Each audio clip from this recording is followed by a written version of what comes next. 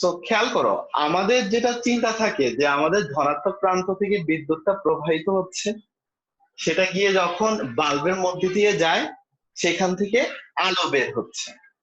তাহলে আমার প্রশ্ন হচ্ছে, বিদ্যুৎটাই যদি আলোতে রূপান্তর হয়ে গেল, তাহলে ওই সাইড দিয়ে কে প্রবাহিত হয়?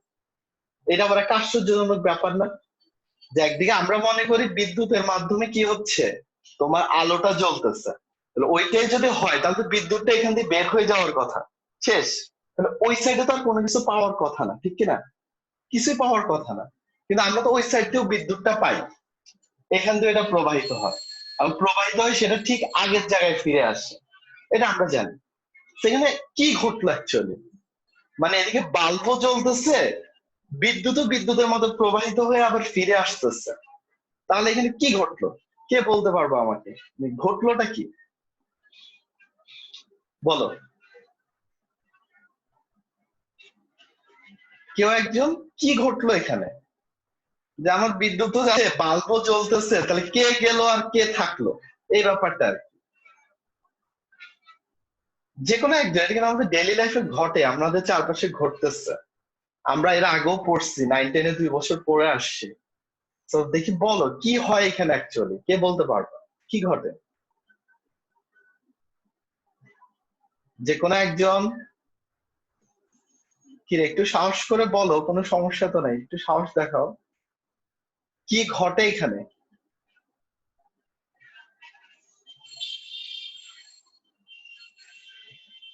ইলেকট্রনের প্রবাহ। ইলেকট্রনের প্রবাহ যদি হয়, আমার প্রশ্ন হচ্ছে তাহলে বাল্বটা জ্বললো কেমনে? তাহলে তোমার কথাই যে ইলেকট্রনের প্রবাহ, ওই ইলেকট্রনের প্রবাহ এসে বাল্বটাকে জ্বালাই দিল, মানে তারা বের হয়ে গেল আলো হিসাবে। তাহলে এই সাইড দিয়ে আবার আমি কি পাচ্ছি? এই যে প্রবাহটা ওদিক দিয়ে আবার কি যাচ্ছে তাহলে? সব সব তড়িৎ প্রবাহ তো আর এত হচ্ছে না, আলোতে পরিণত হচ্ছে না। সবই তো হয়ে যাওয়ার কথা না, এখানে আটকায় রাখবে কে? আর এটা তো কমে না, আমরা যেটা নর্মালি জানি, এখান দিয়ে যদি 2 অ্যাম্পিয়ার বের হয়, এখান 2 অ্যাম্পিয়ারই রিটার্ন করে। তোমরা কিন্তু সার্কিট সলভ করছো আগে, কমার কোনো লক্ষণ কিন্তু আমরা কখনো দেখি নাই। 2 অ্যাম্পিয়ার বের হলে 2 অ্যাম্পিয়ার আসে, 10 অ্যাম্পিয়ার বের হলে 10 অ্যাম্পিয়ার আসে। তাহলে বলো, বিদ্যুৎ প্রবাহ বলে যে তাপশক্তি উৎপন্ন হচ্ছে, ওটার জন্য আলোটা জ্বলতেছে। ওই তো ওটা কি মানে কোত্থেকে উৎপন্ন হচ্ছে জিনিসটা, সেটাই তো জানতে যাওয়া হচ্ছে। এটা কি শক্তির প্রবাহ হবে? এক্স্যাক্টলি, এই যে কাছাকাছি আসছো, এটা হচ্ছে একটা শক্তির প্রবাহ, মূলত শক্তিটা ট্রান্সফার হয়। এটা বোঝার জন্য আমি একটা উদাহরণ দিই, তাহলে তোমাদের একেবারে ক্লিয়ার হবে। একটা জিনিস চিন্তা করো, এটার মতোই তোমার এখানে হচ্ছে যে তোমার এই জায়গাটায় আমরা এটাকে বললাম একটা বালুর ট্রাক। খেয়াল করো, এটা হচ্ছে একটা বালুর ট্রাক, এখানে আছে দেখো। সো বালুর ট্রাক থেকে একটা ট্র্যাক, যেটা তো আমরা নর্মাল ডেইলি লাইফে ইউজ করি, ট্রাকে করে বালু আনা হয়, ওখান থেকে কি করা হয়, শ্রমিকের মাধ্যমে তোমার যে জায়গাটাতে বালুটা নিতে হবে ওই জায়গায় নিয়ে যাওয়া হয় না? যেটাকে আমরা কি বলতে পারি, ডাম্পিং স্টেশন বলতে পারি, যেখানে ডাম্প করা হবে বালিটা যেখানে দরকার। সো দেখো, এখানে হচ্ছে বালির ট্রাকটা ছিল, সেখান থেকে একটা রাস্তা ঘুরে তোমার, এটা ধরো যে তোমার ফেলার জায়গা বা ডাম্পিং স্টেশন যেটাই বলো, যেখানে তুমি ডাম্প করবা, ডাম্পিং স্টেশন মানে ফেলার জায়গা যেটাকে বলতে পারো আর কি, ডাম্পিং স্টেশন বা ফেলার জায়গা যেখানে তুমি এনে ফেলবা। সো এখানে আবার ক্লোজ রাস্তা দিয়ে আবার এখানে রিটার্ন করে আসলো, সমস্যা। তো ব্যাপারটা হচ্ছে এরকম, এখন শ্রমিক হিসেবে চিন্তা করো যে এখান থেকে ট্রাক থেকে শ্রমিকরা কি নেওয়া শুরু করবে, বালি নিয়ে যাত্রা শুরু করবে, বালি ভর্তি পাত্র সহ শ্রমিক। ভালো করে খেয়াল করো, এখানে যে শ্রমিকগুলো বের হচ্ছে তাদের যে পাত্র, সেটা হতে পারে বস্তা, হতে পারে ওই যে কোনো পাত্র, সেই পাত্র ভর্তি কি ছিল, তোমার বালি ছিল। সেটা নিয়ে সে যাত্রা করলো, এই রাস্তা দিয়ে যাত্রা করলো, করতে করতে সে কোথায় আসলো, ডাম্পিং স্টেশনে। আসলে কি করবে আমাকে বলো তো, কি করবে আসার পরে? সে তার বালিটা ডাম্পিং স্টেশনে ফেলে দিবে, এটাই তো তার কাজ। তো তারপর সে কিন্তু হারাই যাবে না, বালি সে ফেলে দিচ্ছে, কিন্তু শ্রমিক কি হারাই যাবে? শ্রমিক কি নিজে পড়ে যাবে নাকি? সে তো ঠিক থাকবে। তো সে তার বালিটা ওখানে ফেলে দিয়ে এখানে বালিটা ফেলে দিবে, বালি ফেলা হবে। তো বালি ফেলে দিলে তার মধ্যে কি থাকবে, খালি পাত্র, একেবারে এমটি একটা পাত্র থাকবে তার কাছে, কিন্তু সে আর পাত্র কিন্তু থাকবে, শুধু বালিটা সে ফেলে দিচ্ছে। তার মানে এখান দিয়ে যেটা বের হবে এই কাজটা শেষ করার পর ওটা হচ্ছে বালি শূন্য,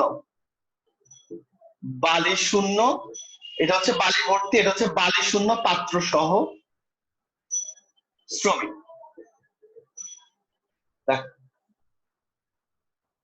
তো সে বালি ভর্তি করে সে বের হয়েছিল, সে রাস্তা দিয়ে হাঁটতে হাঁটতে ডাম্পিং স্টেশন মানে যে জায়গায় তার ফেলার কথা, যেমন প্রবাহের ক্ষেত্রে সে হচ্ছে রোদ, তোমার পাখা হতে পারে, তোমার লাইট হতে পারে, ওই জায়গায় গিয়ে তাকে কি করতে হবে, ওইটা ছেড়ে দিতে হবে, তার যে লোডটা আছে, তার যে তার উপর যে কি বলে পণ্যটা আছে সেটা তাকে দিয়ে দিতে হবে।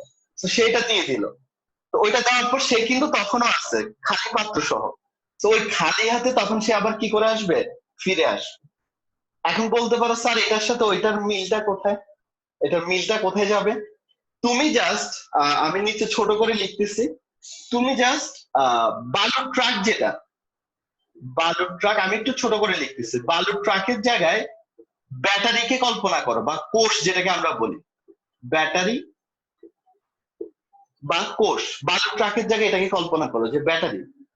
তারপর ডাম্পিং স্টেশন, যেটা ডাম্পিং স্টেশন, ছোট করে লিখতেছি, আমি বলে দিচ্ছি ছোট ভাবে লিখে না, এটা হচ্ছে ডাম্পিং স্টেশন। ডাম্পিং স্টেশনের জায়গায় তুমি তোমার কি রেজিস্ট্যান্স বা রোধকে কল্পনা করো, তোমার যে রোধটা আছে সেটাকে কল্পনা করো। আর ফাইনালি তোমার শ্রমিকের জায়গায় যে শ্রমিকটা আছে, শ্রমিকের জায়গায় তুমি ইলেকট্রনকে কল্পনা করে নাও। খেয়াল করো, শ্রমিকের জায়গায় তুমি কল্পনা করো ইলেকট্রনকে, শ্রমিকের ক্ষেত্রে ইলেকট্রন। এখন পুরো ঘটনাটা আবার মিলাই নাও, আগে থেকে ফার্স্ট থেকে মিলাও পুরো ঘটনা। তো কি ঘটে, এবার আমরা এই ঘটনাটাকে এখানে যাই। সো ব্যাটারি মূলত যেটা তোমাকে সাপ্লাই করে সেটা হচ্ছে শক্তি। বালুর ট্রাক যেমন বালু সাপ্লাই করে, ব্যাটারি সাপ্লাই করে শক্তি, সে কিন্তু ইলেকট্রন সাপ্লাই করে না। ইলেকট্রন কিন্তু ফিক্স, ইলেকট্রনের পরিমাণ একটা কোষে নির্দিষ্ট আছে সবসময়, কিন্তু ব্যাটারির যে কাজ সেটা হচ্ছে শক্তি সরবরাহ করা, অনেকটা বালুর ট্রাকের মতো, সে যেমন বালু সরবরাহ করে। তো যেটা করবে ইলেকট্রন হচ্ছে শ্রমিক, তার কাজ হচ্ছে পরিবহন। তো সে এখান থেকে বের হবে পজিটিভ প্রান্ত থেকে, মানে পজিটিভ থেকে ইলেকট্রন বের হয়, ওটা তো ওদিক দিয়ে বের হয়, ধনাত্মকটা বের হয় এদিক থেকে। তো ধনাত্মকটা যখন এখান থেকে বের হচ্ছে, এটাকে তোমরা ইলেকট্রন না দিয়ে তাহলে আধান বলতে পারো, তাহলে তোমাদের বুঝতে একটু সুবিধা হবে। আধান লিখে রাখো, আধান, খেয়াল করো। তো এখান থেকে তোমার আধান গুলো বের হচ্ছে, পজিটিভ আধান যেটাকে আমরা বলি, ধনাত্মক প্রান্ত থেকে যেটা বের হয় পজিট্রন যেটাকে বলা হয়, সেটা বের হলো। কিভাবে বের হলো? সম্পূর্ণ শক্তি নিয়ে, তার মধ্যে 100% এনার্জি আছে, তখন একেবারে এনার্জেটিক সে 100%। তো এখান থেকে এনার্জি নিয়ে সে বের হচ্ছে খুব শক্তি নিয়ে, যেটা আমরা সকালবেলা বের হই, গায়ে প্রচুর শক্তি, যাচ্ছি যাচ্ছি, এই যাইতে যেতে সে যখন এই রোদের সম্মুখীন হয়, এই রোদের সামনাসামনি সে পড়ে যায় যখন, তখন তাকে কি করতে হবে, কাজ করার জন্য শক্তিটাকে দিয়ে দিতে হবে। এটা আমরা জানি, আমরা যখন ডেইলি লাইফে কোনো কাজ করতে যাই আমাদের শরীর থেকে শক্তিটা কি হয়ে যায়, বের হয়ে যায়, সেটা ঘাম আকারে হোক, সেটা তাপ আকারে হোক, শক্তিটা বের হয়ে যায়। তো সেও যখন এসে এখানে বাধার সম্মুখীন হবে, তার শরীর থেকে শক্তিটা বের হয়ে যাবে, যেটাকে আমরা তাপ অথবা আলো আকারে পাবো, হয় তাপ না হলে আলো। তো এটা যখন সে দিয়ে দিবে, তারপর কিন্তু তার মধ্যে আর কোনো শক্তি নেই, সে একেবারে কি দুর্বল, সে আছে বাট তার মধ্যে কোনো শক্তি নেই, সে একেবারে দুর্বল হয়ে গেছে। তখন সে এই দুর্বল আকারে আস্তে আস্তে আস্তে আস্তে আবার উৎসের কাছে ফিরে আসবে। রাতের বেলা যেমনটা আমরা বাসায় ফিরে আসি, সকালবেলা অনেক শক্তি নিয়ে আমরা বের হই, কিন্তু সারাদিন কাজ করতে করতে এনার্জি একেবারে জিরো হয়ে যায়। রাতের 11টা 11:30 যখন বাসায় ফিরি, কোনো এনার্জি নাই শরীরে। তো তখন আমরা যখন আবার সোর্সের কাছে ফিরে আসি, বাসায় ফিরে আসি, তখন আবার এনার্জি কি করে আমরা গেইন করি সেখান থেকে। আর এখানে এনার্জি গেইনের প্রক্রিয়াটা কিন্তু একটা ফিজিক্সের অংশ না, তোমরা এটা কেমিস্ট্রিতে পড়ো, ওই যে তড়িৎ রাসায়নিক কোষ মনে আছে, তোমরা 9-10 পড়ছো, তড়িৎ রাসায়নিক কোষের একটা পার্ট ছিল, ড্যানিয়েল সেল ব্যাটারির জন্য পড়ানো হইতো। তো ওই প্রক্রিয়ায় আবার ইলেকট্রন গুলো বা আধান গুলো কি পায়, এনার্জি পায়। তখন আবার তারা এখান থেকে ফুল এনার্জি নিয়ে বের হয়, আবার সে ফুল এনার্জি নিয়ে যায়, এখানে গিয়ে সকল এনার্জি হারাই ফেলে, সেখান থেকে আবার শূন্য হাতে মানে কোনো এনার্জি ছাড়া সে আবার রিটার্ন করে আসে। তো এভাবেই তোমার চলতে থাকে ব্যাপারটা। তার মানে সিদ্ধান্ত যেগুলো নেওয়া যায় যে আমাদের ব্যাটারি মূলত ইলেকট্রন সাপ্লাই করে না বা আধান সাপ্লাই করে না, সে সাপ্লাই করে এনার্জি, শক্তি, আর সেটা পরিবহন করে আধানগুলো। আধানগুলো শক্তিটাকে নিয়ে যায় রোদ পর্যন্ত, সেখানে গিয়ে তারা এটা ছেড়ে দেয়, তারপর শূন্য হাতে আবার ফিরে চলে আসে। তো এভাবেই চলতে থাকে ব্যাপারগুলো, রানিং থাকে ঠিক এভাবে।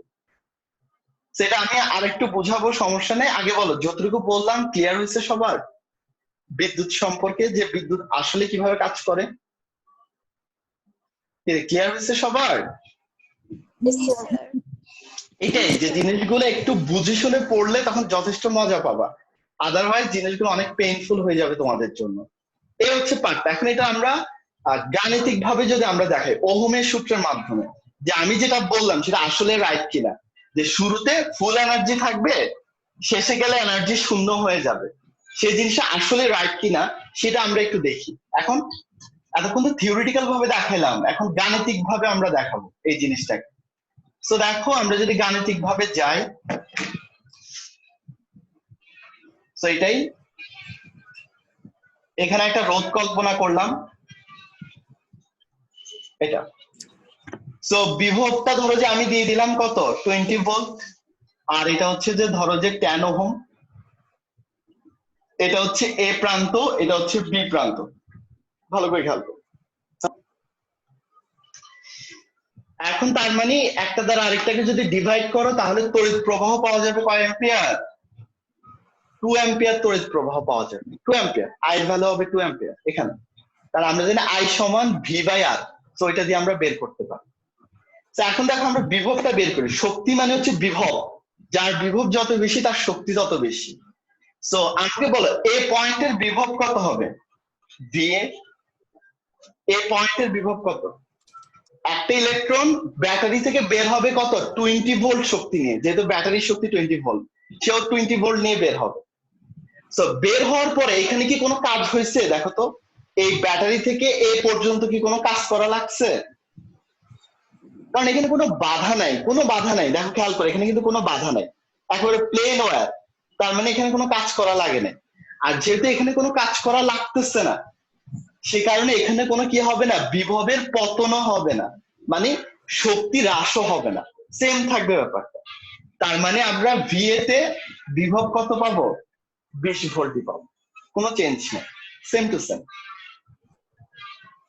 কিন্তু প্রবলেম হবে এরপরে, যখন বিদ্যুৎটা এখান দিয়ে প্রবাহিত হবে, কারণ এই রাস্তায় একটা কি আছে, বাধা আছে, আর এই বাধাটা পার করতে গেলে তার কাজ করতে হবে, আর কাজ করে কিছু পরিমাণ শক্তি কি হবে, ক্ষয় হয়ে যাবে, কিছু পরিমাণ শক্তি কমে যাবে, মানে বিভবটা পতন হবে, এটাকে বলা হয় বিভব পতন, মানে বিভবটা কমে যাওয়া, শক্তিটা হ্রাস পাওয়া। এখন প্রশ্ন হচ্ছে কতটুকু হ্রাস পাবে সেটা আমাদেরকে বের করতে হবে। তো এটার জন্য আমরা বি বিন্দুর বিভবটা বের করলেই হচ্ছে। তো ওহমের সূত্র থেকে দেখো, ওহমের সূত্র হতে, ওহমের সূত্রটা কি ছিল আমাকে বলো তো, ওহমের লটা কি ছিল? ওহমের লটা কি ছিল, যে কোনো একজন বলো। কিশোর বলো, ওহমের লটা কি ছিল? আমরা ওহমের ল পড়াইছিলাম যে, নির্দিষ্ট তাপমাত্রায় কোনো পরিবাহীর দুই প্রান্তের বিভব পার্থক্য ওই পরিবাহীর সমানুপাতিক। উল্টা বলে ফেলছো, প্রবাহিত তড়িৎ দুই প্রান্তের বিভব পার্থক্যের সমানুপাতিক, আর ওখানে আমরা সমানুপাতিক ধ্রুবক হিসেবে আর কে আনতে পারি। তার মানে সূত্রটা আমরা কি বলতে পারি, অবশ্যই যেদিক থেকে যাচ্ছে ওদিকের বিভব বেশি, তার মানে আমরা কি লিখবো, VA minus VB equals to কত, আইআর। এটা ছিল আমাদের ওহমের সূত্র, যেটা যে আমাদের তড়িৎ প্রবাহ বিভব পার্থক্যের সমানুপাতিক হিসেবে কাজ করে। তো এখান থেকে যদি আমরা মানগুলো বসাই, তোমার দরকার ভিবি, তার মানে ভিবি সমান ভিএ মাইনাস কত আইআর। সো মানগুলো বসাও। ভিএ হচ্ছে যে কত তোমার 20, আই এর মান হচ্ছে 2, আর এর মান হচ্ছে কত 10। সো গুণ করে যদি বিয়োগ করো দেখবা কত চলে আসবে 0 ভোল্ট। দ্যাট মিন্স এখানে যে বিভবটা ছিল 20 ভোল্ট, এখানে আস্তে আস্তে সেই বিভবটা কত হয়ে গেছে 0 ভোল্ট হয়ে গেছে। অর্থাৎ শুরুতে সে ছিল পুরোপুরি এনার্জেটিক, কিন্তু যখন রোধটাকে সে ক্রস করলো, ক্রস করতে করতে তার এনার্জি লেভেলটা কত হয়ে গেছে 0 হয়ে গেছে। তড়িৎ প্রবাহ কিন্তু ঠিক আছে, এখানেও আই, এখানেও এটা 2 অ্যাম্পিয়ার বা আই আছে, ওটাতে কোনো পার্থক্য নাই। কিন্তু চেঞ্জটা হয়ে যাবে কোথায় এনার্জি লেভেল বা বিভবে। শুরুতে সে ফুল এনার্জেটিক, আর রোধ পার করতে করতে সে হয়ে যাবে কত 0 এনার্জেটিক। এই হচ্ছে ব্যাপারটা। দেখো ক্লিয়ার হয়েছে কিনা সবার? সবার ক্লিয়ার কিনা দেখো। তো আশা করি বিদ্যুৎ নিয়ে যে কনফিউশন গুলো ছিল সেটা সবার দূর হয়েছে। বুঝে শুনে পড়লেই সবার জন্য বেটার, তাহলে জিনিসগুলো পড়ে তুমি মজা পাবা, আদারওয়াইজ কোনো লাভ হবে না। এটাই হচ্ছে মেইন পার্ট। দেখো